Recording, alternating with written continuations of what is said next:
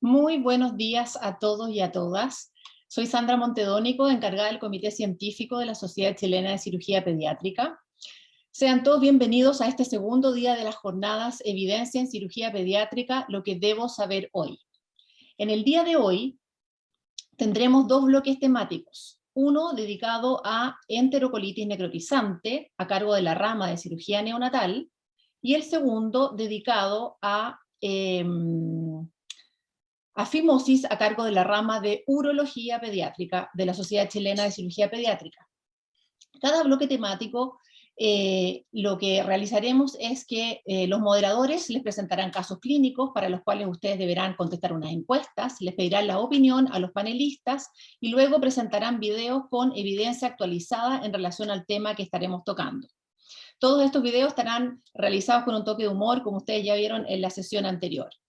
La conferencia magistral de hoy estará a cargo de la doctora Camila Ávila. Ella es directora de metodología e investigación de la Fundación Epistemónicos.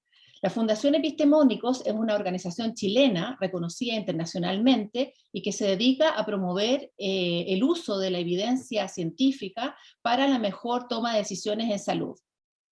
Queremos que el día de hoy, así como fue la sesión anterior, sea muy participativa.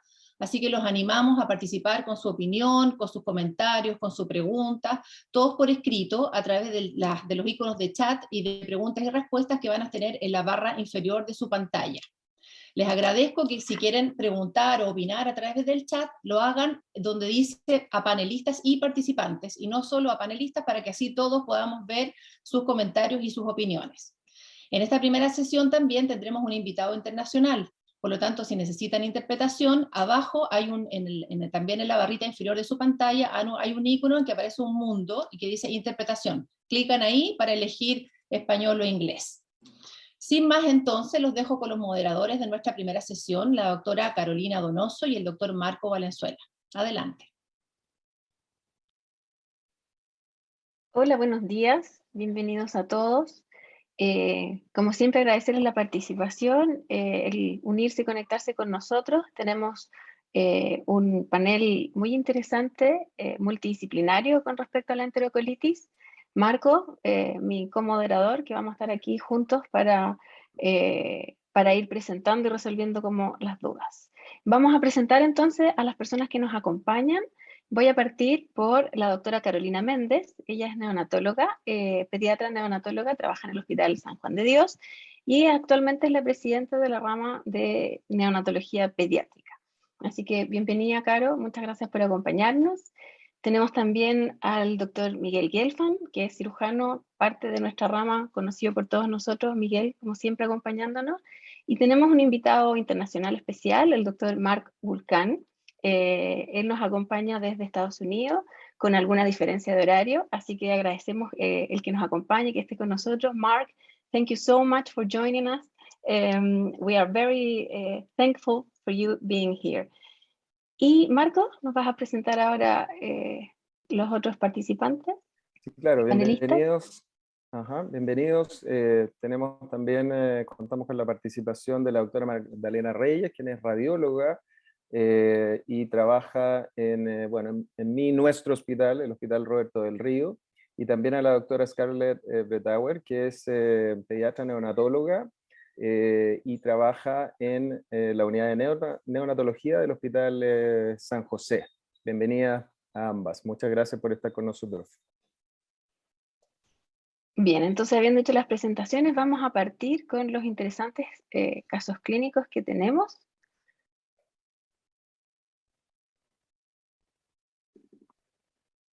Y vamos a partir entonces con esta jornada de literatura.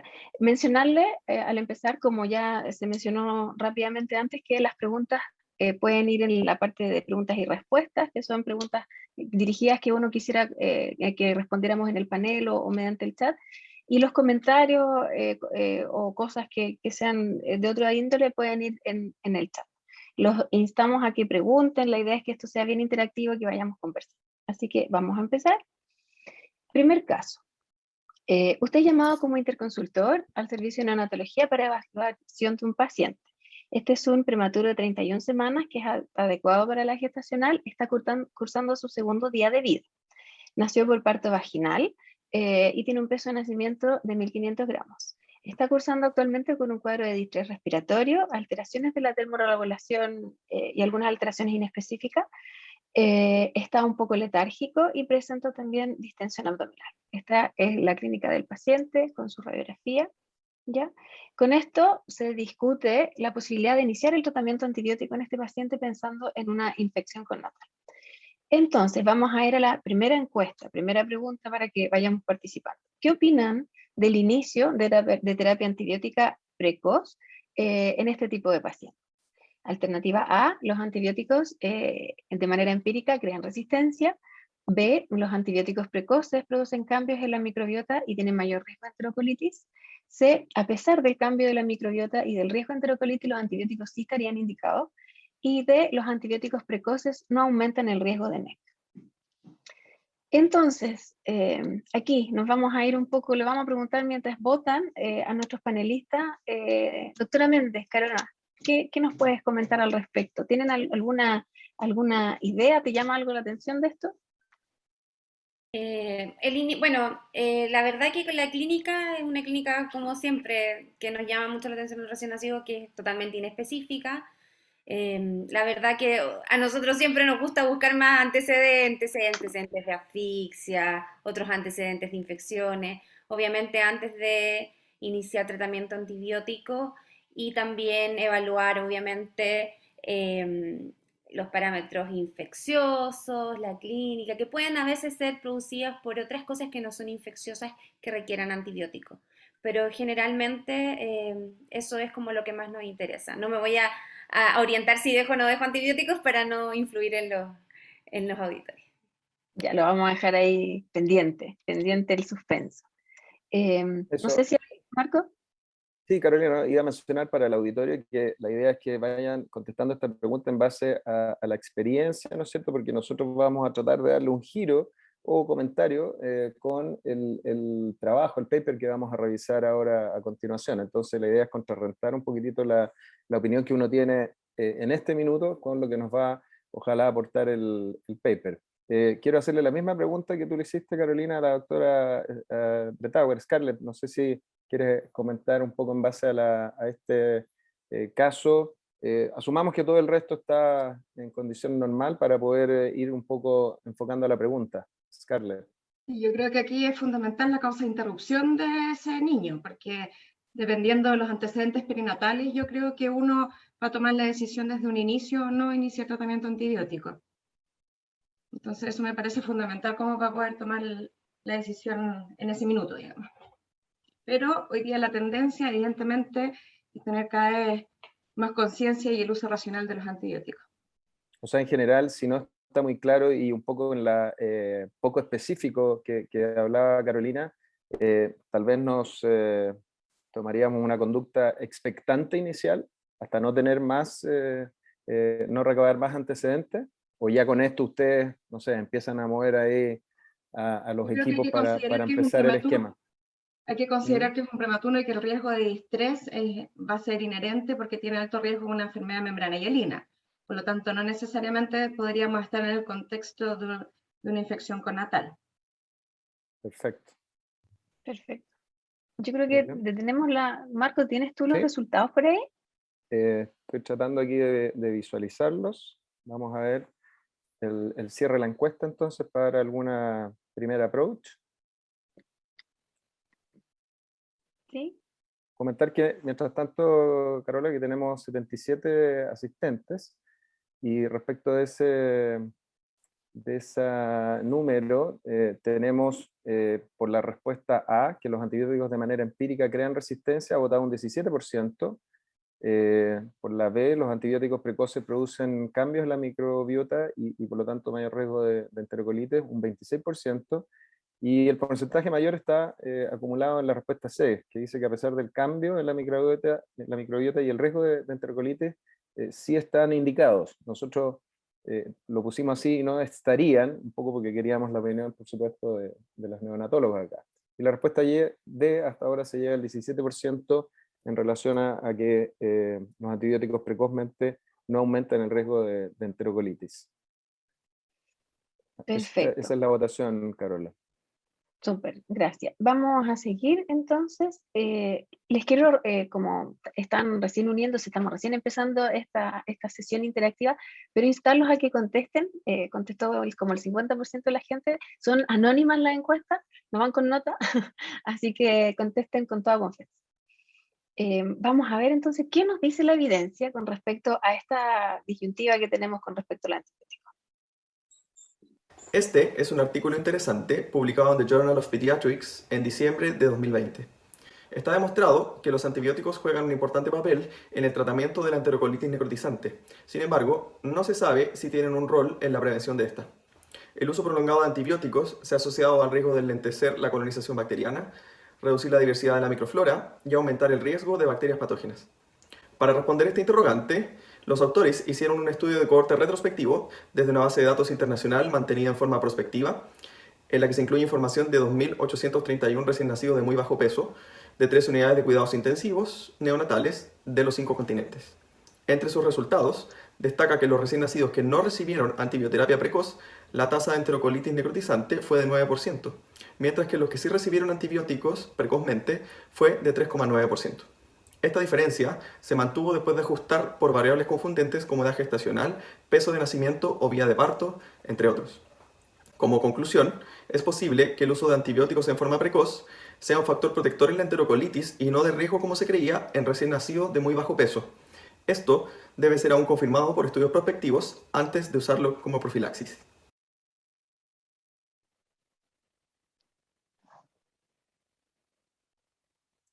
Este es un artículo interesante. Perfecto, entonces eso nos dijo la evidencia.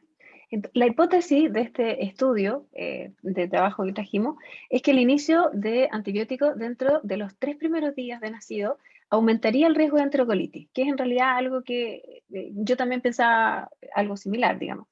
Y después de haber analizado los resultados de este gran corte de estudio de investigación, se llegó a la hipótesis contraria. Se estipuló que en realidad los antibióticos en forma precoz, dentro de los 3 primeros de vida bien indicados, le conferirían al paciente menos riesgo de enterocolitis y de sepsis. Acá están en el fondo un poco mostrando la gráfica de lo que los antibióticos que se utilizaron, que fueron principalmente los que en realidad nosotros utilizamos: penicilina, aminoglucosio, combinaciones de ampiamica, por ejemplo, que se utiliza.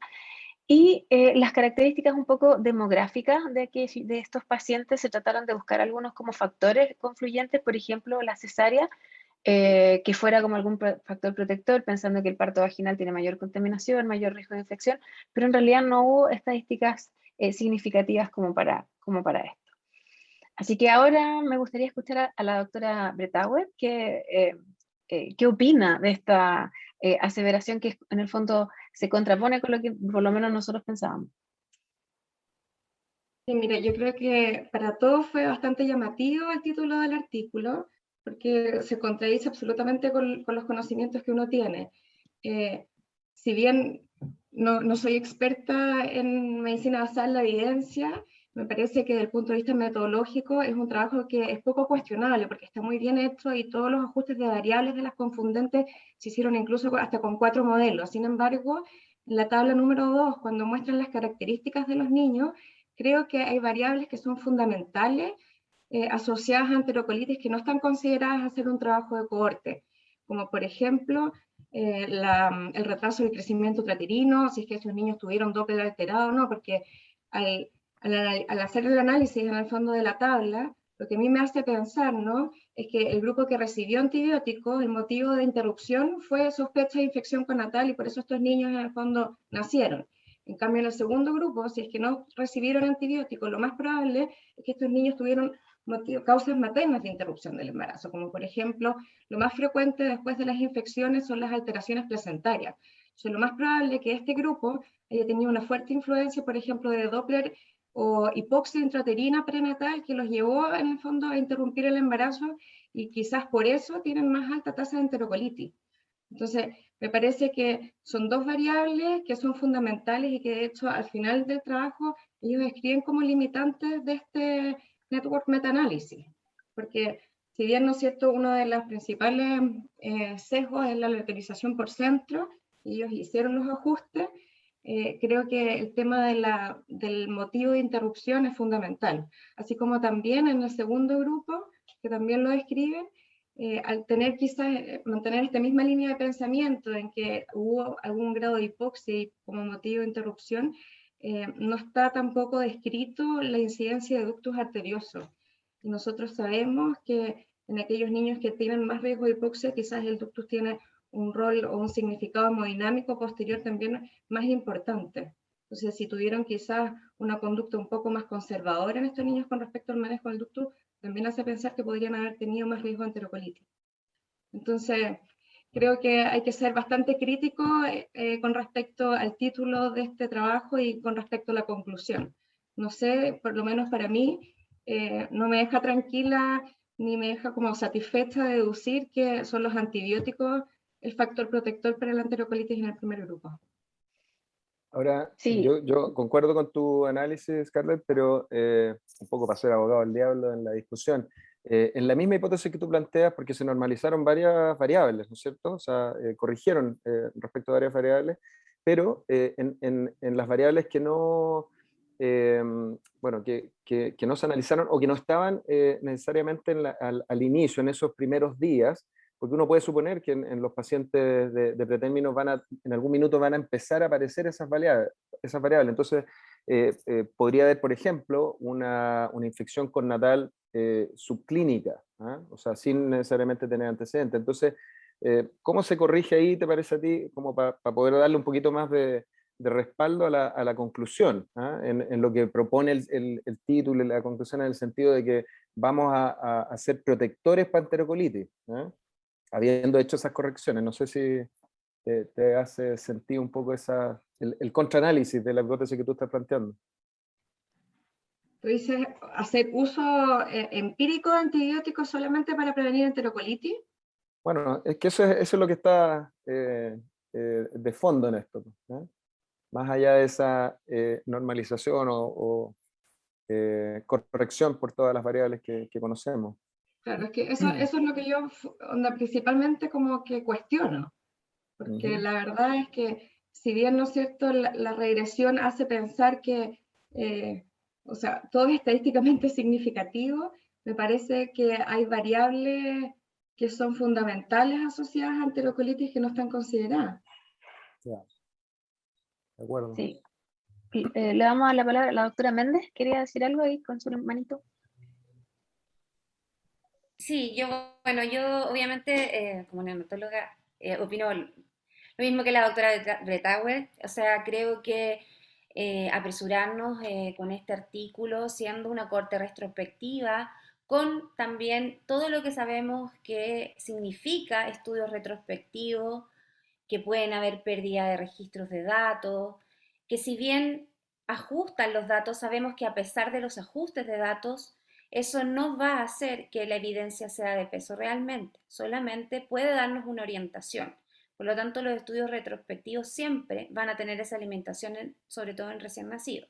Además, otro punto muy importante es la cantidad de pacientes que hay en cada grupo. Si podemos evaluar la cantidad de pacientes que hay en cada grupo, podemos ver que los que recibieron antibiótico precoz son 2.562 pacientes. En cambio, los que no recibieron antibióticos precoces son solo 269 pacientes. Eso es sumamente importante. O sea, tener una cantidad de grupo donde puede ser todo interpretado al azar es muy difícil de evaluar. Creo que esto hay que interpretarlo con cautela, hay que interpretarlo con altura de mira, de que a lo mejor debemos evaluar y estar haciendo estudios evaluando estas características. Yo creo que los efectos adversos que tienen que ver también lo detallan en el artículo, como la resistencia antimicrobiana, son cosas que nosotros tenemos que ir evaluando en el tiempo. Además, uno de los antibióticos más utilizados dentro de la corte también fueron cefalosporinas, que hoy en día la verdad que ya no se usan. Entonces, si uno quisiera interpretarlo de esa forma, la corte lo que más usó fue cefalosporina y no es lo que usamos actualmente. Si bien hubo otras cortes que usaron ampigenta, no es lo mayor. Esas son mis acotaciones. Perfecto, Perfecto. gracias. Carolina, podríamos preguntarle a Mark aquí qué opina Of desde la course, mirada, Mark, bueno, what do you think about this? I think this is probably the best study that we have looking at this. It's as a meta-analysis, it's very difficult to do these studies in a prospective manner. It's interesting. I think it's very interesting that there's a lot of different antibiotics that are used, and it doesn't really go into that. But I think this is, like everybody stated, I agree that this is a little bit controversial because it does change the way we think about this, but I think it's very difficult to refute this evidence. I think this is a good study and that this, should change the way we practice. claro, yo creo que ocurre eso, que va marcando tendencia este tipo de conclusiones, pero como plantea la doctora Galicia Montesinos en el chat, claro, nosotros necesitamos por lo pronto estudios que sean locales, prospectivos y multicéntricos también para ir apoyando este tipo de evidencia, ¿no? Sí, esa es la Miguel, idea, y al final del sí, estudio, Carolina. en la última conclusión sale que en el fondo una de las ideas sería que no es que esto está pensado para que nosotros le empecemos a dar el antibiótico así libremente a todo el mundo, sino que como pensar en la posibilidad de que a lo mejor no son tan malos como uno pensaría, porque si uno tiene la idea de que el antibiótico precoz es como terrible, entonces sacarse un poco esa idea y empezar a pensar en posibles nuevos estudios en que a lo mejor vayan enfocados a esto. Por eso quisimos traerlo, porque como era controvertido, en realidad es interesante irlo discutiendo. Miguel, ¿tú querías La nueva decir algo pandemia, parecido? yo quiero contar que la nueva pandemia es la Mark. resistencia antibiótica por lo demás, entonces tenemos que buscar ese equilibrio. Mark, disculpa, Exacto. te interrumpí. Mark. Sorry. Yeah, I think what we need to do is a prospective trial. I mean, that's what this states, and the standardized treatment of both arms. I still think it's a very heterogeneous group, and doing this with a meta-analysis, mostly retrospective, is like this is very difficult to put those conclusions, and say it's absolutely true. But I do think that it does bring up the point that we need to do a prospective trial. Sí, perfecto. Vamos a pasar, muchas gracias, thank you, Mark. Vamos a pasar al siguiente caso. Este es un poco más cortito porque no es tan controvertido. Otro caso clínico, este es un gemelo 2, un recién nacido prematuro de 29 semanas, con un peso de nacimiento de 1.200 gramos, que está cursando su segundo día de vida. Acaba de iniciar estímulo enteral, hasta el momento está bien tolerado el estímulo, y debido a esto, todas estas características, se decide iniciar protocolo de probióticos por sonda nasogástrica. Entonces, les vamos a hacer una pregunta al público, una encuesta. ¿Qué opinan ustedes en relación al uso de antibióticos en recién nacidos? ¿Se utilizan probióticos en el centro en el que ustedes están? Alternativa A, sí, se utiliza un probiótico. Alternativa B, sí, se utilizan probióticos combinados. Alternativa C, no se usan. Y alternativa D, en realidad no lo sé. Marco, si me ayudas ahí con la participación de nuestros panelistas. Por supuesto, y mientras tanto comentar que es casi una confesión acá, conversando con la doctora Bretauer, con Scarlett, yo me enteré no hace mucho que se está usando probióticos en nuestra unidad. O sea, le habrías lo que puesto, no habla lo sé. yo habría puesto, claro, habría contestado, no lo sé aún. ¿Ah? Ahora, este tema lo conversamos, un poco para la controversia, lo conversamos, ¿te acuerdas? En alguna de nuestras reuniones de la rama de cirugía neonatal, y hicimos una suerte de catastro, y ya la verdad que los probióticos se están ocupando en muchas unidades. Tiene el tema de costo, el tema de cuál ocupar, eso lo vamos a conversar ahora con las doctoras, pero mientras tanto, y ligando un poco con esto, se me quedó atrás una pregunta que había hecho el doctor Campos respecto a si nos atreveríamos en un estudio prospectivo a usar antibióticos empíricos en un recién nacido de muy bajo peso.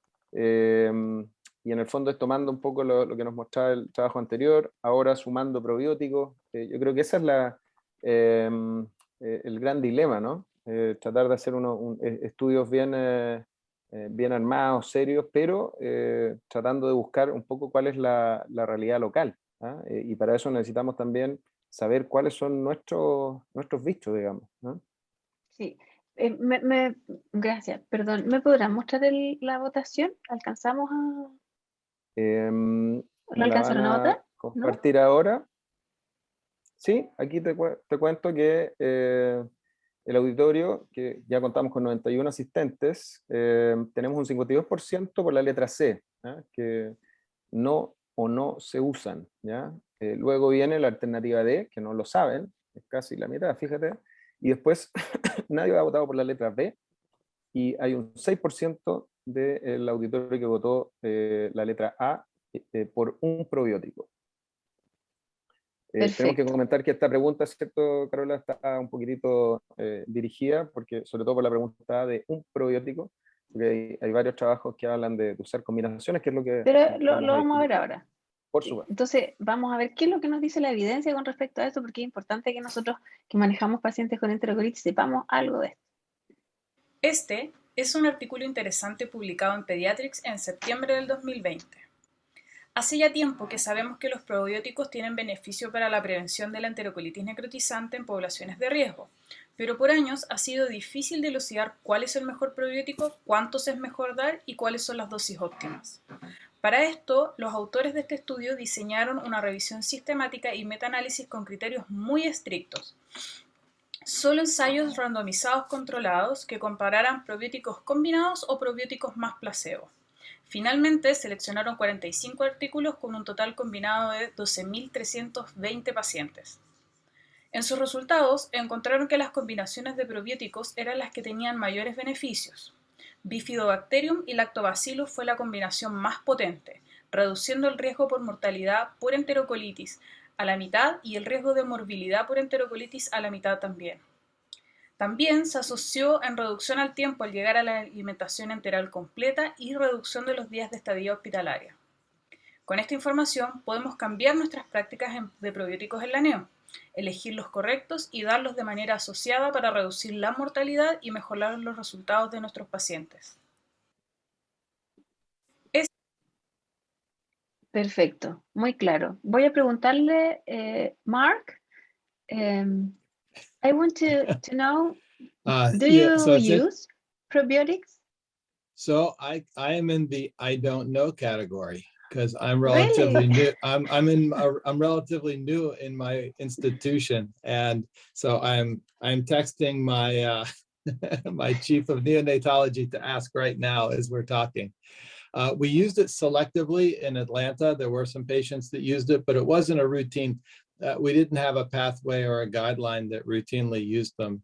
That being said, I think the evidence, again, there's the paper you talked about. There's also a Cochrane review that goes over that. I think that was from January of 2020 that looked at probiotics. And it's, you know, there's a low that they came up with is this low to moderate level of evidence that it's beneficial, just like this in the combination. To me, it makes sense. And I think the evidence is that we should be using probiotics, but I don't know that our neonatologists are 100% convinced. Bueno, súper interesante, Carolina, lo que nos dice Marca.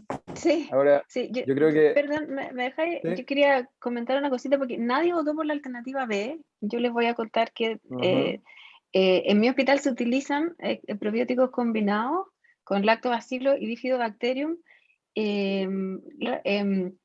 Y hay un protocolo como para iniciar este tipo de tratamiento. Así que en realidad yo creo que podríamos preguntar en las neos que nosotros tenemos para ir interiorizándonos y ir viendo, porque es algo bien actual y nosotros como cirujanos, a pesar de que a lo mejor lo estamos viendo como un tema medio médico, decir, pucha, pero esta cuestión, pero nosotros como cirujanos que vamos a la neo deberíamos por lo menos conocerlo. Y me gustaría saber qué opina alguna de las doctoras neonatólogas que tenemos acá, la doctora Méndez, Carito. Bueno, yo soy de las neos que no usa probiótico, pero sí creo que hay que usarlo, ¿ya? Yo soy jefa de servicio, además del Hospital San Juan de Dios, Principalmente nosotros no lo usamos porque dentro de las cosas que podemos ver en los artículos es que se ven los beneficios dudosos, no hay algo claro en los menores de 1000 gramos, y son los pacientes que nosotros tenemos enterocolitis, y nosotros en el San Juan tenemos muy poca enterocolitis. Tenemos un 5%, 6%, súper poquito, ¿ya? Muy pocos casos. Entonces, la verdad que invertir en estos momentos nos ha sido difícil, ¿ya? Más que nada es como decía el doctor Valenzuela, a veces los costos no han jugado un poco, porque claro, como dice la doctora Donoso, nosotros pensamos que si los vamos a usar bien, y creo que la idea es usarlos combinados. Y el uso combinado, más o menos los costos son alrededor de 40.000 pesos por paciente, ¿ya? Lo que significaría, yo tengo alrededor de 100 prematuros al año, de los cuales obviamente depende de cuánto usen los frasquitos y cuánto duren, porque a veces los frasquitos no duran todo el tiempo que dicen cuando tú los abres. Entonces pueden ser varios millones de pesos que invertiría en eso, y obviamente a veces tengo otras necesidades que cubrir en respecto, teniendo tan poca casos, 5 al año, ¿ya? O sea, tendría que tratar 100 pacientes para a lo mejor uno, ¿ya? Y cada 2 o 3 años, ¿me entiendes? Para poder juntar la cantidad de pacientes necesarios a tratar para tener el beneficio. Entonces, la verdad que yo espero que poder utilizarlo en algún estudio, cosa de que pudiéramos tener el acceso gratuito, entre comillas, y lo otro, también dar la opción a los padres siempre es una alternativa. O sea, yo creo que eso no lo hemos implementado, y creo que darle la opción a los padres. A veces los padres uno le dice, tenemos esto, no tenemos los recursos. A veces ellos también nos ayudan y comprando algunos medicamentos, que en general, lamentablemente, no lo podemos hacer de una forma tan fácil en los hospitales, porque en general está prohibido, o es súper cuestionado el pedir a los padres que compren medicamentos, ¿ya? Así que yo espero en un futuro, y sé que yo además soy presidenta de la rama de neonatología, así que además sé que ya varias unidades neonatales a lo largo del país los están usando. No tenemos el número exacto, pero yo creo que esto nos hace cuestionar que a lo mejor yo estoy siempre mandando encuestas a los jefes de servicio de diferentes cosas buscando información.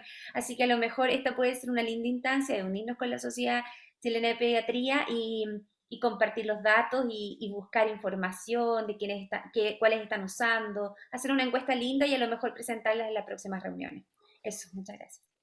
Claro, a mí me parece súper interesante la alternativa que propone Carolina con respecto al tema monetario, que siempre es un tope en el ámbito público, ¿no? Así que esto es un área sin duda a explorar, incluso para nosotros como cirujanos, en términos en fin, otros insumos que a veces nosotros ocupamos en cirugía, implementárselos por lo menos para cosas electivas a los papás, con consentimiento informado. Yo creo que eso es una beta súper entretenida, interesante de explorar. Y quiero darle la palabra ahora a Scarlett, porque va a ser súper entretenido ver, sumar la experiencia que tenemos en la neo nuestra ahí en el Hospital San José. Y quiero darte la palabra, Scarlett, con la siguiente pregunta, para que nos cuentes la experiencia, ¿ya? Y los números, pero además contarnos, o que nos cuentes, porfa, si has visto complicaciones con el uso de los probióticos, desde que partieron ustedes en la unidad. Scarlett. Bueno, yo soy una de las personas que hubiese votado B. En nuestra unidad igual estamos usando ya hace casi 2 años probióticos actualmente combinados. Inicialmente empezamos solamente con lactobacillus, por una cosa de costos, como decía la Caro, pero hace ya casi 1 año, un poquito menos de 1 año, ya estamos usando combinados lactobacillus con Bifidobacterium animalis. A diferencia del San Juan, nosotros tenemos lamentablemente una alta tasa de enterocolitis. Nuestra incidencia llega casi al 13%. Tenemos un alto número también de prematuros. Y inicialmente lo que vimos, porque con respecto al 2018, a final del 2018, cuando empezamos a hacer el protocolo probiótico, ese año llegamos a tener casi 20 niños con enterocolitis. Y el año 2019 tuvimos una disminución de casi un 15%, lo cual nos da la esperanza que tal vez eso podría haber tenido algún impacto. Lamentablemente este año volvimos a tener una alza de niños con enterocolitis, así que la verdad es que me parece muy precoz poder en el fondo dar resultados del impacto que ha tenido los probióticos en nuestra unidad. Yo creo que necesitamos más tiempo todavía para poder hacer un análisis un poco más crítico y sobre todo con el uso combinado.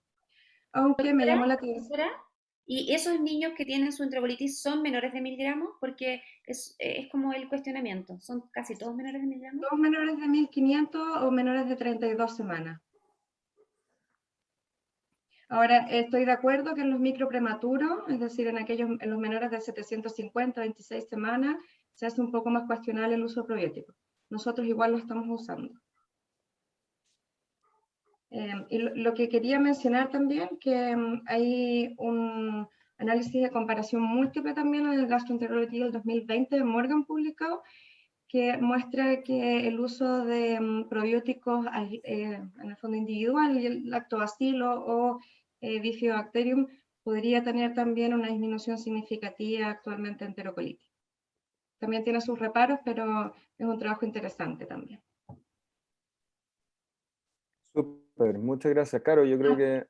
sí, en relación a las complicaciones... ¿Sí? No hemos tenido ningún caso de sepsis asociado a probióticos. Al uso, perfecto. Muchas gracias. Vamos a seguir entonces. Muy interesante. Podríamos en realidad estar conversando harto de cada uno, pero es importante que tenemos varios casitos interesantes. Tercer caso clínico entonces. Este es un prematuro de 31 semanas, pequeño para la edad gestacional, con un peso de 1200 gramos. Está cursando más o menos 7 días de vida y en este momento tiene una NEC que está siendo tratada en forma médica con antibióticos. Sus exámenes de laboratorio son estos: un pH de 723, una PCR de 40, tiene 200.000 plaquetas. Y al examen físico por la sonda nasogástrica tenemos residuo bilioso que está saliendo en moderada cantidad. El paciente presenta distensión abdominal, impresiona doloroso en el abdomen inferior y está con una FiO2 de un 50%. Esta es la radiografía del paciente que se encuentra en tratamiento médico y en realidad nos está costando un poco tomar la decisión de para dónde vamos. Tiene una neumatosis bien extensa en la radiografía, entonces ¿lo vamos a operar o no? Le tomamos una ecografía para tratar de ir saliendo un poco de la duda y encontramos que tiene neumatosis intestinal en la ecografía, tiene un adelgazamiento de la pared intestinal y se ve una hipoperfusión de algunas asas intestinales. Entonces, tercera encuesta, pregunta para nuestros asistentes. Con estos hallazgos de lo que tiene el paciente y la ecografía que le tomamos, ¿cuál sería su decisión quirúrgica? Entonces, podemos poner la encuesta. Alternativa A, la eco confirma neumatosis extensa, pero no ve perforación, así que decidimos mantener el tratamiento médico. Alternativa B, la ecografía muestra signos inespecíficos de compromiso intestinal, no es posible tomar una decisión basado en esto solamente. C, la eco tiene hallazgos dudosos de NEC perforada, así que la verdad es que preferimos el seguimiento clínico radiológico. Y D, no sé, no tengo experiencia suficiente con la ecografía en enterocolitis. Así que los invito a que votemos. Ahora sí le voy a preguntar a un panelista que no hemos preguntado acá, doctor Gelfand, Miguel. Hola, ¿qué nos puedes contar aquí un poco con respecto a esto? ¿Qué opinas tú de la ecografía? No sé, a lo mejor que hubieses contestado tú. Gracias, Caro. Mira, la ecografía la verdad es que de a poco se ha ido masificando en su uso en los casos de dolor abdominal, incluso recién nacido. Yo creo todavía, por lo menos, no hay una certeza de cuál es su valor real predictivo en cuanto a tomar una decisión quirúrgica, en cuanto a su resultado, sobre todo porque vemos que, por ejemplo, en niños que son estudiados por otras causas en ecografía, hay neumatosis per se sin tener una enterocolitis. Entonces, la verdad es que la presencia per se de neumatosis ecográfica en recién nacido hay que manejarla muy caso a caso y sobre todo en el cuadro clínico. Ahora, si la ecografía no solo es neumatosis, pero obviamente tiene un Doppler asociado en que categóricamente hay ausencia de flujo o finalmente encuentra aire libre en el abdomen, eso ya es diferente, pero el solo hecho de encontrar neumatosis ecográfica en recién nacido, para mí por lo menos hoy día no es perentorio la cirugía y hay que evaluarlo en todo su contexto y con otros datos que aporta la ecografía, obviamente, sobre todo el Doppler, y sí que obviamente ve aire libre extraintestinal. Perfecto. Caro, mientras tanto el auditorio sigue votando, quiero darle la palabra a la doctora Magdalena Reyes para que nos comente. Es una pregunta que no interfiere con el trabajo que vamos a ver posteriormente, pero mientras tanto, para entrar en materia, ¿qué tan operador dependiente, Magdalena, es la ecografía en este contexto de la enterocolitis? ¿Ah? Que es el clásico comentario a otras patologías, ¿no es cierto?, quirúrgicas. Y después te vamos a pedir, por supuesto, opinión respecto de las variables que uno va a buscar dirigido a la enterocolitis, pero en tu opinión, ¿qué tan operador dependiente es? Porque como examen, que como dijo Miguel, estamos recién en algunas unidades empezando a utilizar. Sí, perdón. Sí, en verdad, la ecografía siempre es operador dependiente, pero en cuanto a la evaluación de el intestino, y la motricidad intestinal, de las características normales de un intestino, yo creo que es un punto mucho más delicado, ya que hay que conocer en verdad muy bien al equipo de radiólogos que uno tiene en su centro. En general, los radiólogos generales o que se especializan más que nada en ver adultos, no se dedican mucho en hacer una evaluación correcta del intestino, o más que correcta, detallada, dado que un paciente adulto obviamente tiene una pared abdominal un poco más gruesa y no permite la utilización de transductores que te den mayores detalles en cuanto a la estratificación de las paredes del intestino. Lo que sí se da en pacientes pediátricos. Entonces, un radiólogo que esté más acostumbrado, en el fondo, a ver pacientes pediátricos normales de distintas edades, obviamente va a tener una mayor experiencia en cuanto a la evaluación de lo que es un intestino normal. Entonces, va a depender, o sea, si estoy en un centro en donde solamente hay radiólogos generales que no ven niños, en realidad va a ser como la evaluación va a ser mucho más difícil o quizás no tan específica como la puede realizar quizás un radiólogo que tiene más experiencia en evaluación de niños. Entonces yo creo que hay harta variabilidad en cuanto a ese tema. Ok, y respecto a la Marco, variable técnica, pero claro, que tengo acá una pregunta antes de que cerremos la encuesta, pero Magdalena, porque en el fondo tuviste una variable comparando con adultos, ¿ah? En el caso de los recién nacidos, la pared abdominal es muy, muy delgada, por lo tanto eso sería facilitador, ¿no es cierto?, para ustedes. Pero por otro lado tenemos que, como muestra la radiografía, siempre son pacientes que están con cierto grado de distensión, y lo que sabemos en el fondo es que mientras más aire, como que puede dificultar la ventana que ustedes pueden tener para poder evaluar a la recepción, flujo. Ahí quería un comentario de tu parte. Sí, eso también está escrito en los papers que hablan sobre el ultrasonido en intestino, que efectivamente cuando hay mucha distensión abdominal por gas, se dificulta harto más la evaluación de las paredes intestinales, porque obviamente el gas intraluminal genera un artefacto que no permite la evaluación completa como de las superficies más profundas. Pero muchas veces estas asas intestinales están llenas de líquido, y eso hace todo lo contrario. El líquido refuerza la imagen y genera una mejor evaluación en el fondo. Pero claramente un intestino con dilatación por gas es mucho más complejo de evaluar, sobre todo en un recién nacido que va a estar con dolor abdominal, que va a estar inquieto.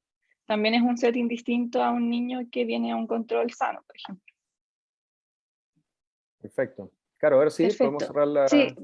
La encuesta, y vamos con el video.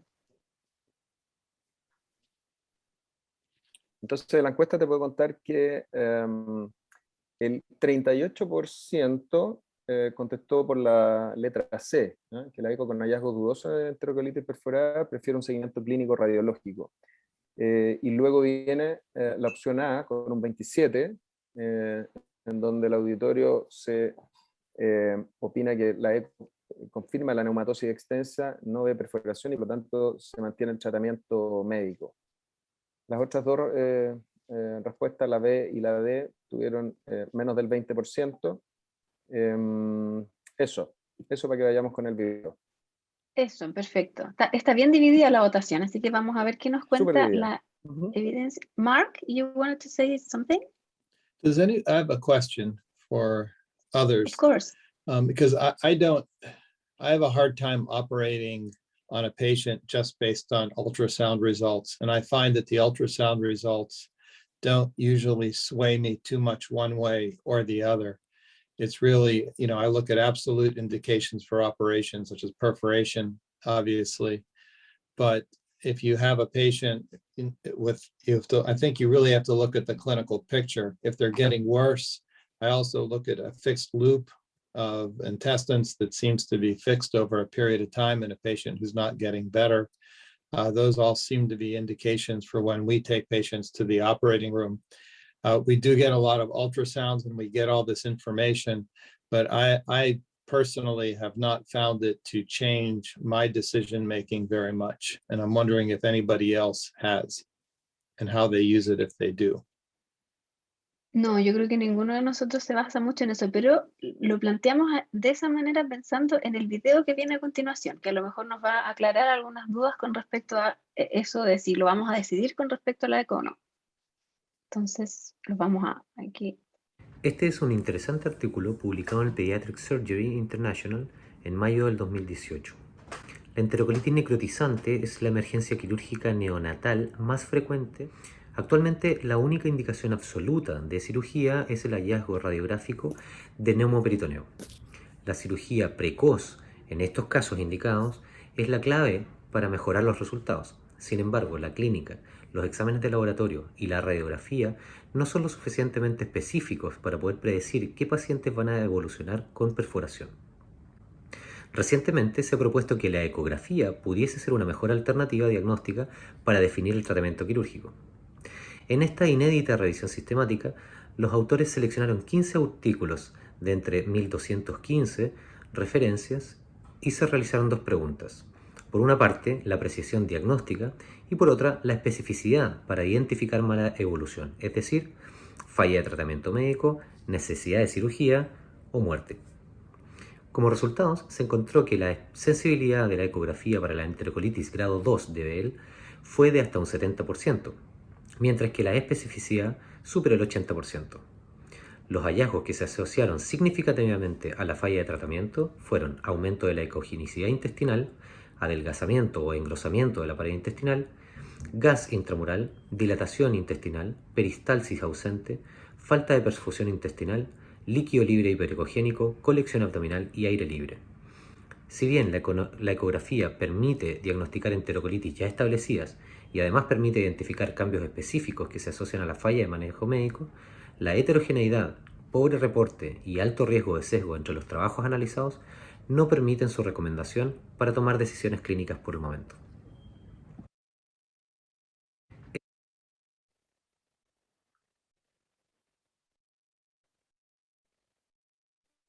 Podríamos, Caro, preguntarle a las neonatólogas cuál es su visión como un examen más, una vez que tú nos hables de las conclusiones, ¿te parece? Sí, solamente quería hacer un redondeo que en el fondo la conclusión muestra que existe mucha heterogeneidad y que este estudio se planteó pensando en falla en el tratamiento médico, como en nuestro caso clínico, el paciente está con un diagnóstico de enterocolitis y que lo tenemos con algún manejo que no está funcionando y que en ese contexto se toma la ecografía como para ver si nos ayuda como a decidir la decisión quirúrgica. Pero la conclusión fue que en realidad todavía no estamos en ese nivel como de especificidad y que no sería tan categórico como para tomar decisiones, que era lo mismo lo que nos estaba diciendo Mark recién, que no se utiliza en el fondo de esa manera, es una herramienta más, pero yo creo que ninguno de nosotros lo utilizaría como algo decidor para ver si es que vamos a operar o no a un paciente. Yo puedo hacer la acotación del punto de vista del diagnóstico. Para nosotros, la ecografía efectivamente en el último tiempo ha sido una herramienta de ayuda para el diagnóstico principalmente. En las dudas que nos quedan en las imágenes, creo que ha sido una estrategia que nos ha ayudado bastante para principalmente eso.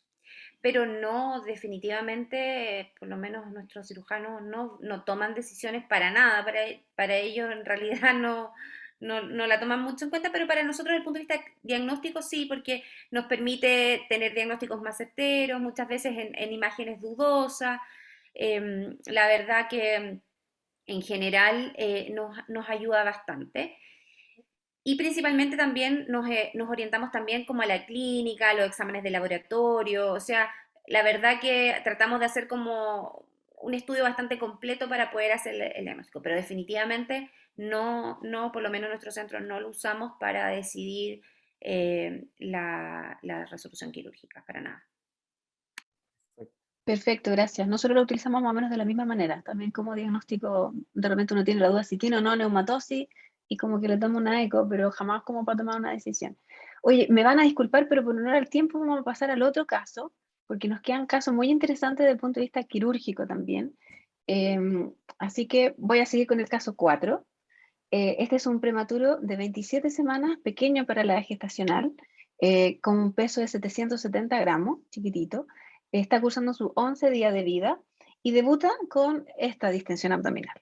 Bien evidente, ¿no es cierto? Entonces, rápidamente, muy presuroso, se toma una radiografía de abdomen simple que muestra este hallazgo. Ahí terrible, ¿no es cierto?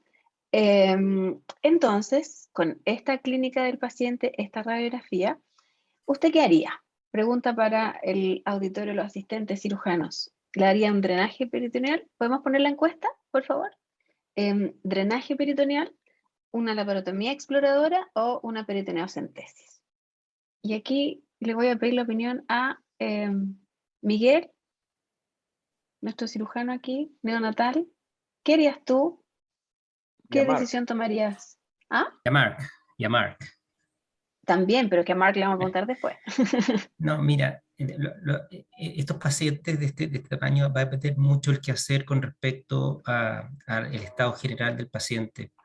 Primero, la peritoneocentesis generalmente no lo usamos nunca, así que yo diría que o dejamos un drenaje o una laparotomía. Y ahora, si el paciente relativamente está en malas condiciones, está inestable, está cursando un estatus hemodinámico, obviamente, que no es el mejor en ese momento, o francamente alterado, le damos un drenaje y tratamos de estabilizarlo en las próximas 24-48 horas, pensando en dos cosas: o obviamente explorarlo, que sucede, yo diría, yo diría en el 70% de los pacientes, o si está en condiciones ya estables, esto es una enterocolitis más restringida, por así, lo que se perforó, lo llevamos a pabellón, hacemos una parotomía para tratar de resolver el problema directamente. Nosotros tenemos varios casos de pacientes de menos de 1000 gramos en que los hemos operado con resección en anastomosis primaria y han andado muy bien, pero eso obviamente requiere de todo un team con expertise. Ese paciente obviamente está en relativas malas condiciones, que la mayoría de estos pacientes le dejamos un drenaje y esperamos 24-48 horas para ver o explorarlo, o en casos que son aislados, pero sí hemos tenido casos que si es una sola perforación muchas veces pueden ser por sí solas. Yo diría que eso es como el contexto, pero más que nada dado por el estatus hemodinámico y general del paciente, va a ser guiado un poquito si hacemos un drenaje o una laparotomía. Perfecto, gracias. ¿Tenemos el resultado de la encuesta? O muy cortito, ¿cuántos han votado? No tengo yo esos datos. Bien, ya tenemos la encuesta, Caro. Está bastante dividido, ¿eh? El 52% del auditorio optó por un drenaje peritoneal y el 46% optó por la laparotomía exploradora. Solamente un 2%, que se traduce en una persona, votó en todo caso el auditorio, hasta ahora, pero una persona optó por la peritoneocentesis, ¿ya?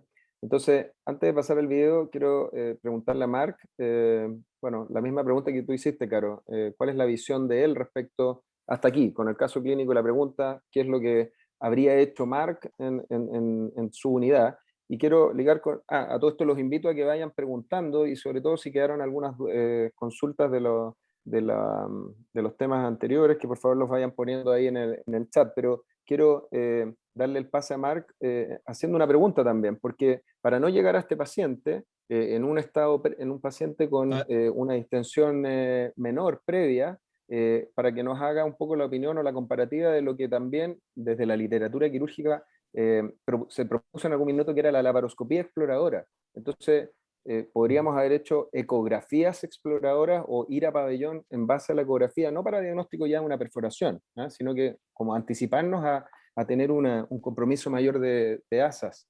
Marc, por favor. On this patient, I would put a drain in, and I would do peritoneal drainage. And again, if the patient's looking great in 24 hours, I might just let them go. And we've seen many of these just resolve. The big question were the neurodevelopmental outcomes, and I don't know what paper you have in your video. I do know that the NEST trial results just came out in October, and we were part of the NEST trial when I was in Atlanta. It was a very difficult trial to conduct because it was very difficult to randomize the patients to peritoneal drain or laparotomy. And there's a very large preference group, of which our center had many patients in that preference group because the patients came with a preconceived notion of what they were going to get when they got to our tertiary hospital. My feeling about these little babies, especially the less than 1,000 grams, and they're usually in pretty bad respiratory distress. If you have no pneumatosis intestinalis and it looks like it's an intestinal perforation, what we call a SIP, I tend to just put a drain in those. If there's any suspicion that it's truly necrotizing enterocolitis, I like to explore those patients. But I think that the drain is a very good resuscitation for the babies that are very sick and having problems with their abdominal distension. Oftentimes they get much better. They physiologically improve over the next day or so, and then you can explore them in 24 or 48 hours. Perfecto, Marc. Vamos, Caro, con el video, por favor. Ya, vamos a pasar inmediatamente al video. Este es un artículo interesante publicado en el Annals of Surgery en octubre de 2020. Desde la década de los 70 se ha discutido acerca del beneficio del tratamiento quirúrgico inicial con drenaje peritoneal versus una laparotomía.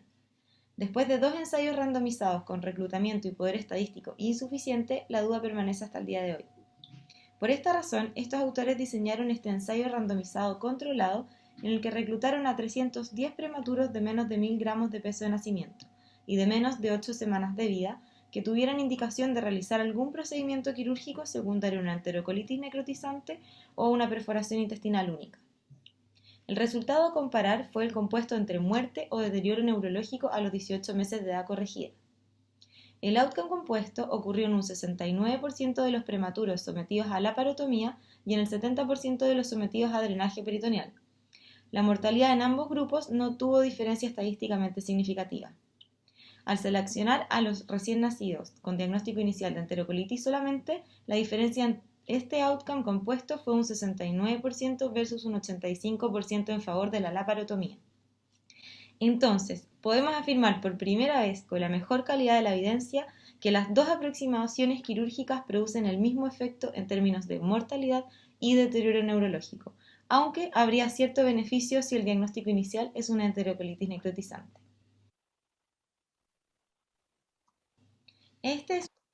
Perfecto.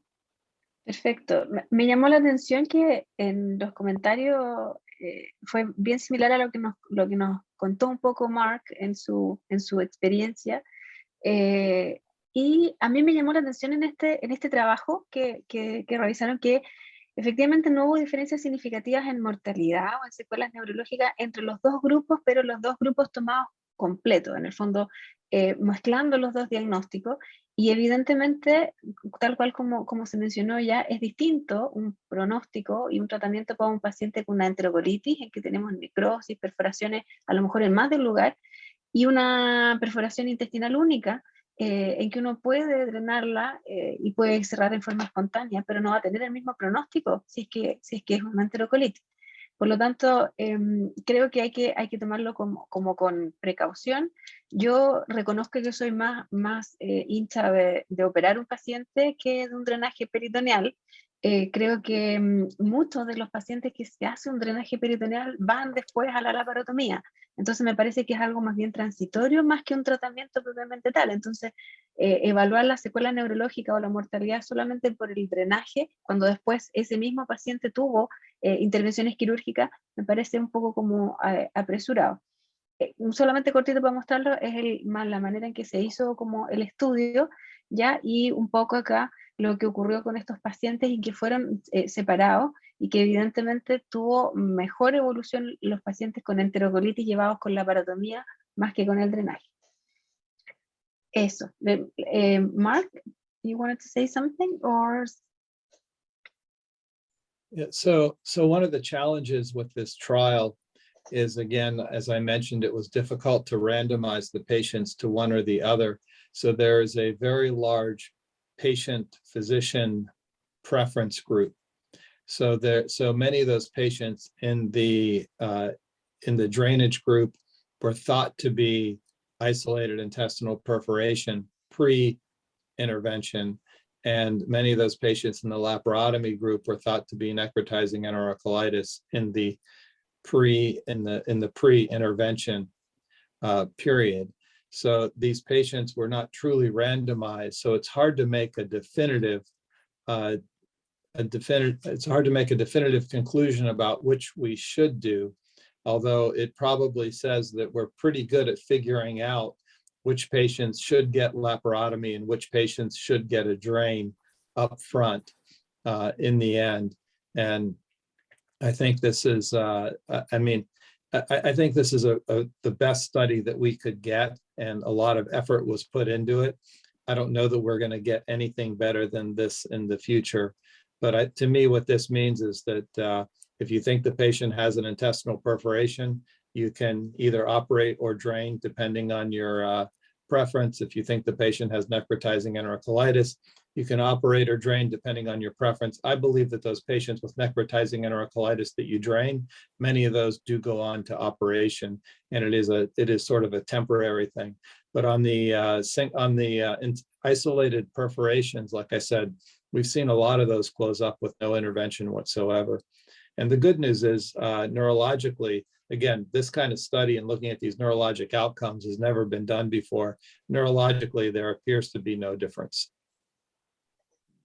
Claro, yo estoy de acuerdo con... Eso llama la atención, que neurológicamente pareciera no haber diferencia. A mí me llama la atención siempre eso, pero se ha visto en varios estudios. Marco. Claro. No, respecto de ese punto, de este último punto, el mismo trabajo plantea que por supuesto faltan más estudios con más seguimiento, porque hasta aquí, claro, no había mayor diferencia, pero estoy totalmente de acuerdo con lo que plantea Mar, de que probablemente este es el máximo de información que podemos tener en un trabajo como este, y en lo personal lo que me llamó la atención es que el mismo trabajo propone que cuando hay estas preguntas tan dicotómicas como ha sido por años nuestra discusión de drenaje o laparotomía, hay muchos comentarios en el chat respecto a la indicación si con estabilización hemodinámica, en fin, eso es como la indicación tan quirúrgica, ¿no? Pero a mí me pareció que lo interesante también del trabajo es que proponía más bien un análisis, ¿cierto?, con este tema o la metodología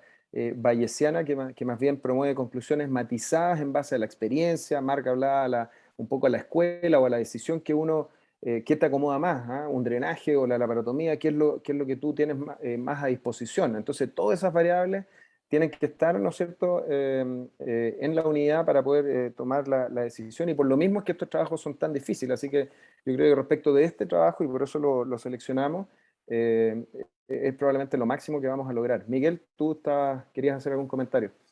Sí, sobre todo para la gente joven, que si hacemos drenaje o laparotomía, reforzar primero que no hay que hacer paracentesis, eso es la primera cosa. Segundo, que cuando está la gente joven, sobre todo en lugares quizás no tienen el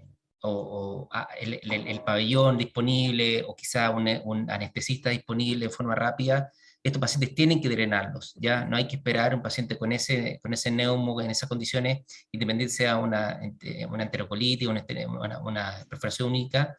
Esos pacientes hay que drenarlos hasta no tomar una decisión final, pero obviamente no quedarse con el paciente así, esperando a ver qué hacemos. Ojo, ya, así que la gente joven, si no tiene la expertise o de repente no está el anestesista adecuado, que hay que esperar varias horas hasta que llegue alguien que pueda darle anestesia a este paciente, hay que drenarlo rápidamente porque obviamente eso mejora cualquier condición, sobre todo la parte respiratoria de estos pacientes en ese intertanto. Súper, funcionó muy bien, Miguel, el palo blanco, porque en la pregunta, la idea de la peritoneocentesis justamente era eso. Nosotros no podemos dejar que un paciente así evolucione hasta que el equipo quirúrgico se instale para el drenaje, se instale para la laparotomía exploradora, porque le damos más tiempo, ¿no es cierto?, al síndrome compartimental asociado. Y ahí sí que vamos a tener un paciente ya totalmente descompensado, ¿no es cierto? Y bueno, vamos sumando gravedad. ¿Hay alguna opinión en realidad en el chat de Iván Alcolado respecto? Dice que la laparoscopía la usó Agustino Pierro, que trabajaba en Londres, pero que después la abandonó cuando se fue a Canadá. Cuando empezaron a mostrar bastante bien con imágenes, con el eco Doppler, y de esa manera, claro, él plantea que como que nos retrocedimos un poco en la laparoscopía exploradora, o por lo menos Agustino Pierro, porque tenía el recurso de la ecografía. En nuestra unidad Scarlett, yo creo que tengo la sensación de que la eco para eso, para el diagnóstico, ya está mucho más sensibilizada. Ustedes la piden con mayor premura. Scarlett. Lo que pasa es que lamentablemente todavía no contamos con radiólogo infantil 24/7, el radiólogo va 2 veces a la semana.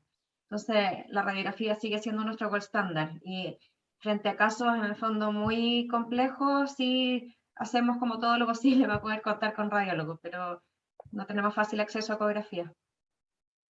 Perfecto. Y una pregunta a todo el panel. Hemos hablado aquí de indicación de cualquiera de estas dos alternativas respecto de perforaciones múltiples o únicas. Tal vez un poco de perogrullo mencionar, pero no siempre tenemos claridad de eso. Miguel, no sé si quieres hacer un comentario. Lo hace que estoy de acuerdo contigo que no siempre hay claridad de eso, pero hay cuadros que son súper sugerentes. O sea, el típico niño claro. generalmente de bajo peso, eso, que está en baja, que está, digamos, que está en buenas condiciones generales, que de repente tiene un hemoperitoneo, que la verdad es que tú lo examinás y el paciente quizás tiene un poco de molestias, pero generalmente un abdomen que puede estar un poco distendido por el neumo, pero no está muy sensible, y el paciente en buenas condiciones generales, y un laboratorio muy, por así decirlo, tranquilizador, nomás para que ese paciente tenga una perforación espontánea única, más que una enterocolitis. En general, los cuadros de enterocolitis, estoy hablando en general, bajo el área bajo la curva, tienen manifestaciones clínicas y de laboratorio que te hacen sugerir que hay un cuadro infeccioso con una sepsis importante dando vuelta, a diferencia de en general en algunos pacientes que son generalmente muy estables o en buenas condiciones, que de repente tienen una perforación interna, debutan con un neumoperitoneo sin ninguna complicación, y eso te guía rápidamente en qué cuadro está. Hay pacientes que se confunden, obviamente, pero yo diría que en el 50% de los pacientes logras hacer un diagnóstico, por así decirlo, preclínico, ante qué cuadro te vas a encontrar. Marc, ¿algún comentario? Antes de que pasemos al próximo caso. Y Carolina.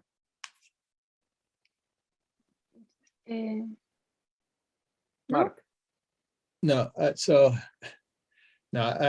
nothing more than I've already said. I think that again, this was good evidence, and it probably, to me, it shows that either way is okay. But I do agree. So we have several neonatal units that are outside of our children's hospital and smaller health systems that are in more rural areas that don't have surgical ability. And I do think that it can be life-saving to be able to do either a paracentesis with a simple little needle to decompress the abdomen, or if there is, or sometimes we actually can go out to some of these units, or we can go there and put a drain in without anesthesia.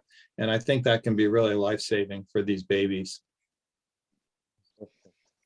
Doctora Méndez, último comentario, por favor. Doctor, mire, principalmente por un mensaje que llegó a los panelistas sobre el drenaje peritoneal en una alternativa como en pacientes menores de 1000 gramos, sobre todo en casos en que tienen que trasladarse a otro centro, ¿ya? Para hacerse una cirugía, por ejemplo. Ellos decían en el caso del Hospital Exequiel González Cortés. Bueno, yo quiero comentarles que a través de el Ministerio de Salud se está normando el poder realizar cirugías en las unidades neonatales, sobre todo en los niños menores de 1000 gramos. Hay muchas unidades neonatales en que se hace la cirugía en las mismas unidades. Creo que a eso vamos avanzando y ya se está normando y esperamos prontamente que salga esa normativa y que las unidades neonatales, sobre todo los niños menores de 1000 gramos, puedan hacerse la cirugía en la misma unidad y tengamos que evitar estos traslados. Eso quería contar. Espectacular la información. Sí, muy interesante. La doctora Sí. Méndez, aparte de ser la presidenta, también está involucrada en temas ministeriales, así que aquí tenemos buena manera de ir avanzando.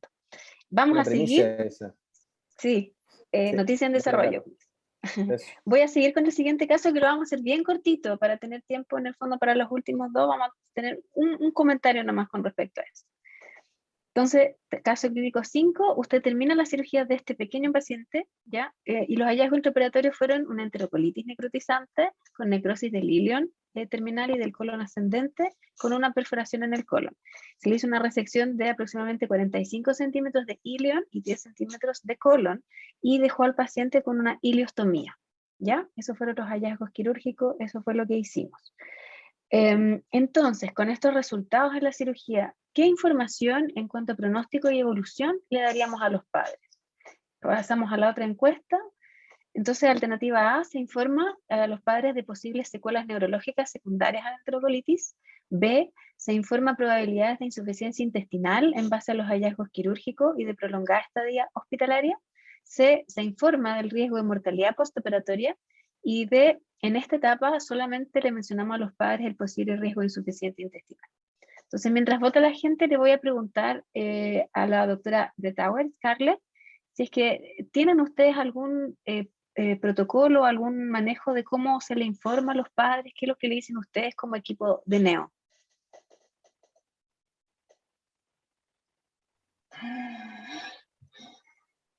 ¿Está? Y siempre es un desafío la información a los padres, porque muchas veces además no están los médicos tratantes de los pacientes, sino que es el residente de turno el que tiene que informar.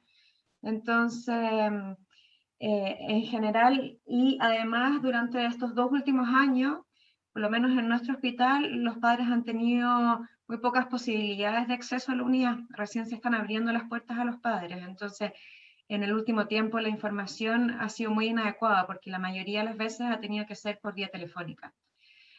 Entonces siento que con respecto a este tema tenemos todavía un gran desafío. Ahora, en el día a día la información se hace lo más adecuadamente posible, en un lugar tranquilo y siempre de manera muy transparente. Perfecto. Gracias. Vamos a la respuesta de nuestros asistentes para que mostremos el video. ¿Tenemos los resultados? Están saliendo del horno, Caro. Están saliendo del horno, estoy apurada, es que para que alcancemos a ver el último... ¿No? Sí. Aquí Ahí está. estamos. Las respuestas se inclinaron básicamente por la alternativa B y la C. Gana la B, en que se informa probabilidades de insuficiencia intestinal en base a los hallazgos quirúrgicos y de prolongada estadía hospitalaria. Básicamente el auditorio optó por eso, y en segundo término, respecto de la mortalidad postoperatoria. Las otras variables tuvieron un 7 y un 2%, y claro, yo creo que se distribuye un poco, y es el trabajo en equipo de ir dando información parcelada un poco en base a la evolución postoperatoria del paciente, porque si no, es mucha carga emocional, más lo que dice Scarlett, que ha sido bien dificultoso transmitir esta información. Tal vez sería interesante, Caro, no sé, preguntarle a Marc. Pero ¿veamos el video? Perdón. Vemos el video. Vamos. Y después le Muy preguntamos a Marc para que ver qué nos dice la evidencia para ver los papers. Este es un artículo interesante publicado en The Journal of Pediatrics en mayo de 2020. Pese a que el cuidado neonatal y quirúrgico ha mejorado muchísimo en las últimas décadas, no queda claro si los resultados clínicos de los pacientes con enterocolitis han mejorado o no. Esto es importante para informar a los padres y tener una perspectiva clínica del pronóstico que ofrecemos. Para esto, los autores hicieron una revisión sistemática y metaanálisis, incluyendo solo cohortes grandes, nacionales y multicéntricas de los últimos 10 años. seleccionaron 38 artículos de 1.375 referencias revisadas. En sus resultados encontraron que la mortalidad de enterocolitis sigue siendo alta, en promedio 24% para pacientes con enterocolitis de Bell 2, 35% para pacientes tratados quirúrgicamente y 40% para recién nacidos con extremo bajo peso de nacimiento. Respecto de la morbilidad, el daño neurológico está presente en 25 hasta el 60% de los recién nacidos y la insuficiencia intestinal que alcanza el 35%.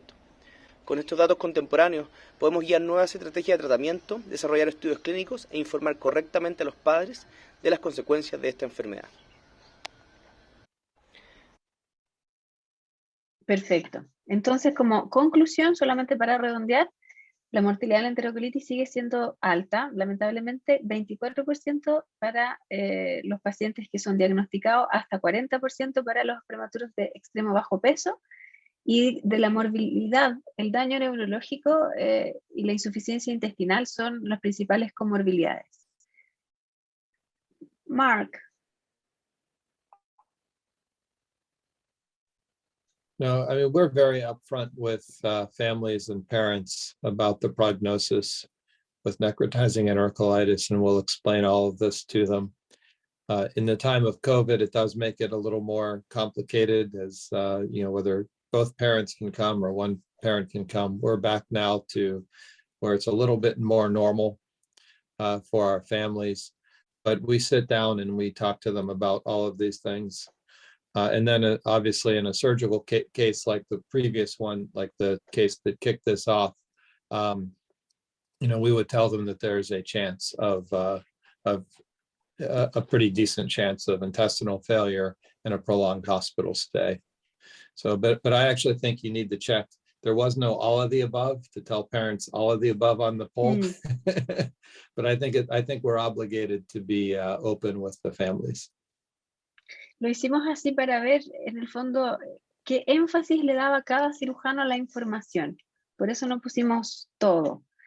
Y quería mostrarles acá, para que después tengamos los últimos comentarios, con respecto a este trabajo que tiene algunas controversias.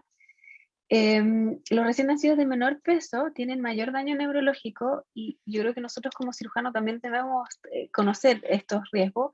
La encefalopatía es multifactorial y los pacientes con NEC quirúrgica tienen mayores riesgos de estas cosas: parálisis cerebral, sordera, ceguera, que no es menor en los pacientes en el fondo que están sobreviviendo. De hecho, hay otro trabajo que también es de muy buena calidad, del 2020, que muestra exactamente lo mismo con respecto a las secuelas neurológicas que tienen los pacientes. Entonces, y de la insuficiencia intestinal, que eso sí nosotros como cirujanos lo tenemos todo súper asumido, la insuficiencia intestinal, la dependencia de nutrición parenteral, pero una de las cosas que es difícil evaluar es que faltaba como consenso en el paper en qué es lo que vamos a definir como riesgo de intestino corto, que eran las cosas que en el fondo queríamos mencionar como del paper. No sé si alguien más quiere hacer algún comentario. Marco, ¿tú quieres comentar algo? Miguel.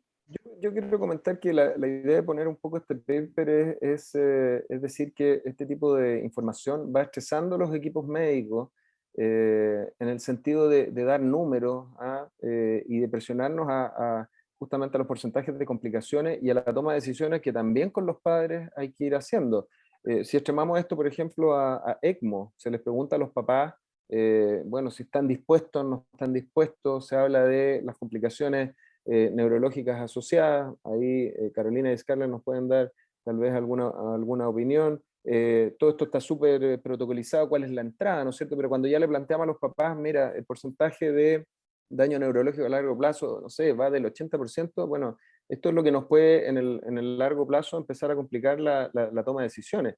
Y no para apagar, digamos, los ventiladores, pero sí para en equipo ir considerando muchas veces en base a los hallazgos las limitaciones eventualmente del esfuerzo terapéutico, no solo por las complicaciones que van apareciendo. Dejo planteado ahí el comentario pregunta, así que pido un poco la opinión del panel.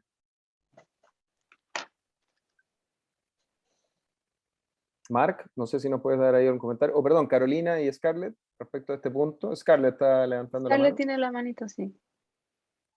Sí, yo quería recalcar lo difícil que es hablar sobre el pronóstico neurológico, sobre todo en los prematuros, porque yo creo que desde un inicio desde que el niño ya nace, uno va preparando lentamente a los padres, pero como tú bien dices, Marco, la información siempre va siendo progresiva.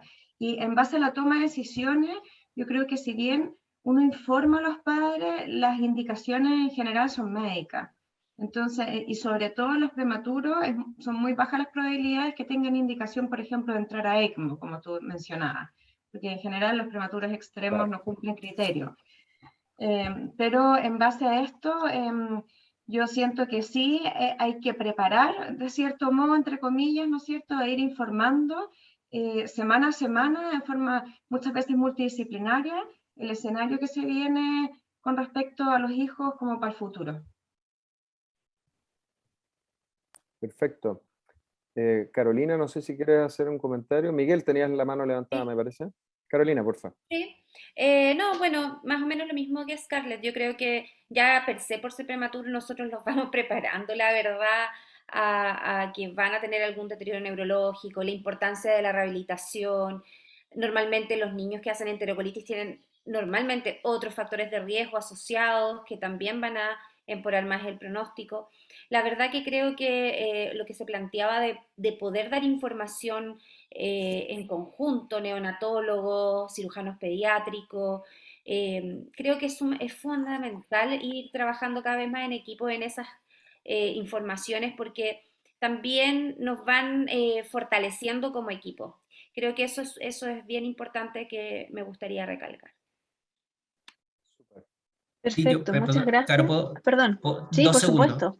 Quería Obvio. refrendar lo que dijo la doctora Méndez, que yo creo que eso es fundamental, el que el paciente o los papás del paciente vean al equipo trabajar en conjunto y que estén todos, en el fondo, siendo una misma voz, ayuda mucho, no solo en la entrega de información, porque obviamente se entrega mucha información y se puede ir respondiendo a las preguntas en forma inmediata, cuando ahí están varios profesionales involucrados, sino que da una sensación también de apego al paciente con respecto al equipo. Así que eso los papás siempre lo han agradecido mucho. Así que estoy muy de acuerdo con la doctora Méndez.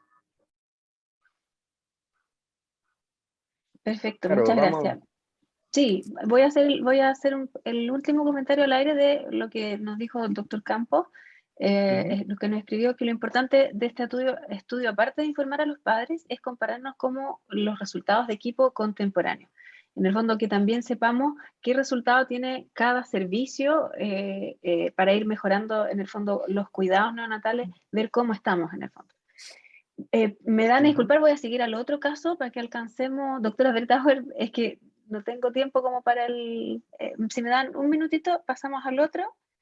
Y el último caso, este paciente pequeñito que se operó, sobrevivió, todavía está hospitalizado, ¿ya? Y se ha mantenido alimentándose con alimentación parenteral, persiste con su ileostomía y está siendo manejado por equipo multidisciplinario con nutrición, neo, ¿ya? Y con respecto a esto, ¿cuándo decidiríamos realizar el cierre o la reconstitución de tránsito de este paciente?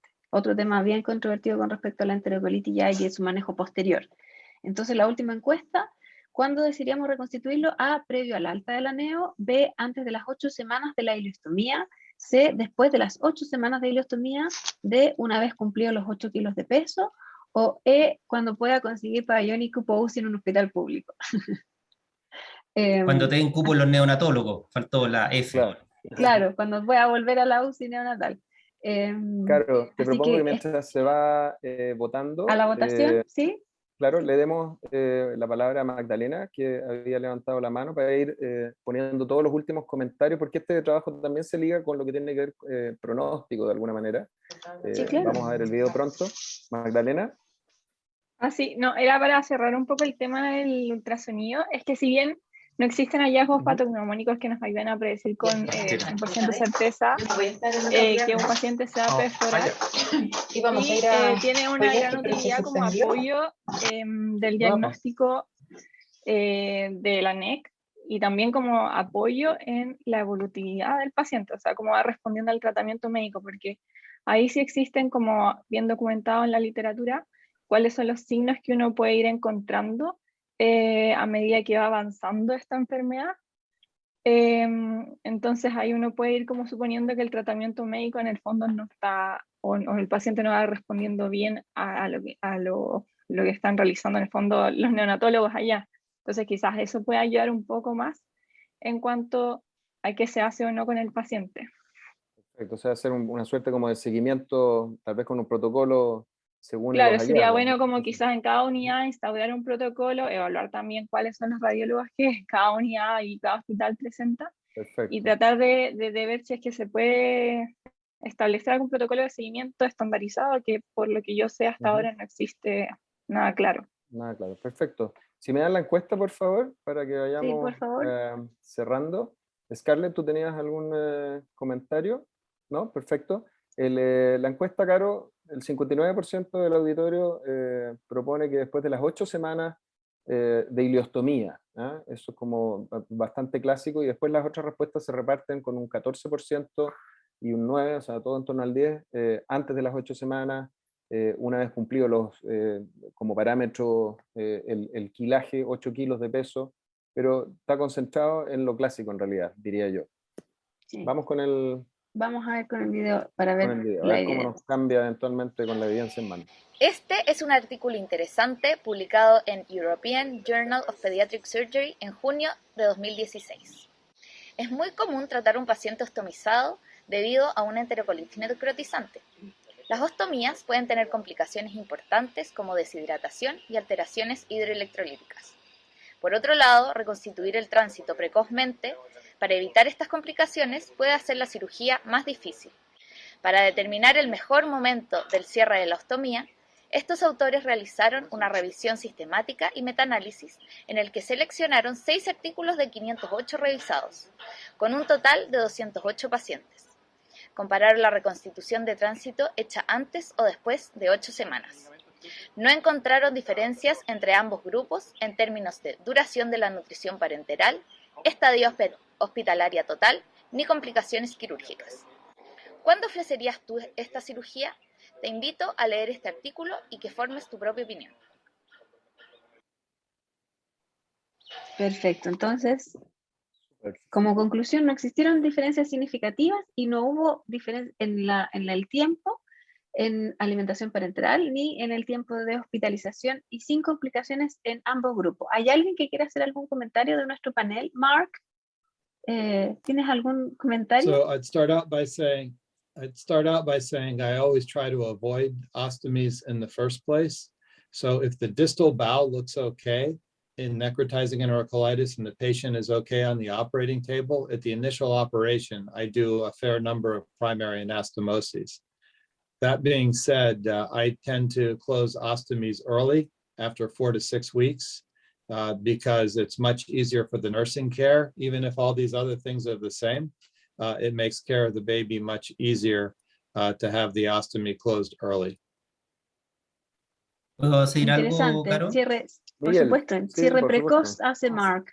Miguel. Bueno, nosotros, como Mark, usted sabe, nosotros hace ya más de 20 años, yo diría que el 70-80% de los pacientes nuestros van a anastomosis primaria, por lo menos los míos que opero. Esto lo aprendí cuando estuve en Inglaterra, justamente con Agostino, y la verdad es que tratamos de hacer una anastomosis primaria en los pacientes, como dice Mark, que estén estables y que tengan condiciones quirúrgicas intraoperatorias que lo meriten. Obviamente eso requiere un poco de experiencia, pero lo otro, la ostomía, acuérdense que tienen complicaciones y morbilidad. Por lo tanto, la idea es no tener un paciente ostomizado mucho tiempo si no lo requiere. Hay complicaciones que son leves, pero algunas son serias desde el punto de vista de la ostomía. Por lo tanto, no es inocuo tener una ostomía, sobre todo un paciente pequeño. Y la verdad es que si podemos reconstituir tránsito y de ahí, obviamente, ayudar desde el punto de vista de esas complicaciones, no solamente hablando de la parenteral, que obviamente muchas veces ayuda, también es una indicación de tratar de realizarla lo precozmente posible. Perfecto, Miguel. En mi unidad, comentar que yo creo que hemos virado un poco a lo que plantea Mark, tratar de hacer la reconstitución de tránsito bastante más precoz, ¿eh? Que lo que un poco muestra, que era el objetivo un poco de mostrar este trabajo, pero ya vemos que por lo menos por medicina basada en evidencia no habría mayor diferencia. Caro. Sí, bueno, yo estoy de acuerdo en realidad con los comentarios, lo planteamos este trabajo también porque es una de las controversias que nosotros siempre tenemos cuando cerrar la ostomía, y el paper en realidad lo dividía en precoz, menor de las 8 semanas, y tardío, posterior a las 8 semanas. Y ahí posterior a las 8 semanas tenemos todo un amplio espectro en el fondo de cuándo vamos a querer hacerlo. Va a depender un poco si se va a dar de alta de la NEO y se hace en forma como ambulatoria programada, o lo hago antes de que se vaya, digamos. Pero es importante, me llamó la atención también dentro del resultado que no hay alteraciones en el tiempo de hospitalización, alimentación parenteral, que uno pensaría que al cerrarla uno tiene mayor posibilidades de que evolucionen un poco más rápido, pero eso aparentemente no se dio. Y también de que operar pacientes pequeños para la reconstitución de tránsito no tiene más complicaciones, que uno también dice es que si está muy chiquitito puede tener mayores complicaciones desde el punto de vista tanto quirúrgico como anestésico, y no hubo esas diferencias, las complicaciones por haberse operado más pequeño, digamos, más precoz a la ileostomía que se hizo. Eso nomás quería aportar. Y Bien, no sé si Caro. alguien más quiere decir algo. Estamos como en el Palabras al tiempo, así cierre que aquí de sí, nuestra para no mesa. alargarnos más, solamente quería, mientras damos las palabras de cierre, que la gente vote. Queríamos preguntarle si después de conocer esta evidencia con respecto a la enterocolitis y toda esta conversación que hemos tenido, que si nos pueden hacer la última encuesta, esto es como un feedback, para ver si es que aprendieron algo o no, o si les sirvió de algo. Ya, entonces la alternativa A, no aprendió nada nuevo, lo sabíamos todo ya. B, son temas controversiales, pero estoy satisfecho con mi práctica actual. C, he visto tópicos y datos interesantes, los revisaré más detenidamente antes de decidir algún cambio. Y D, definitivamente cambiaría mi conducta en ciertos tópicos. Así que mientras vota, le dejamos al panel algunos comentarios. Sí. Miguel tiene levantado la manito ahí. Sí, no, yo solamente primero agradecerle a ustedes esta jornada. Creo que fue increíble, fue una organización, la verdad es que muy, muy buena. Quiero decirle a todos, yo no hice absolutamente nada, esto es trabajo de la rama de la NEO sin el doctor Gelfand.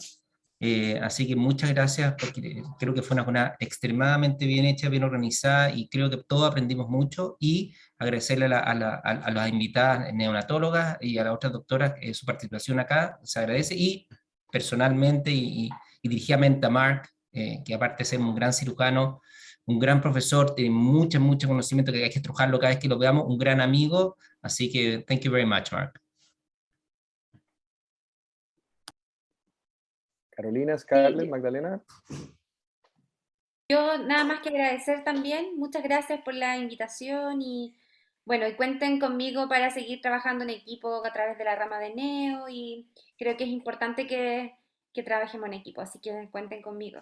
Eso, gracias. Muchas gracias. Yo les quiero agradecer también, cortito, a todos nuestros invitados, a las dos doctoras neonatólogas, a nuestra bióloga, al doctor Mark, que nos acompaña desde Estados Unidos, a Miguel también, que es parte de nuestro directorio, de nuestra rama.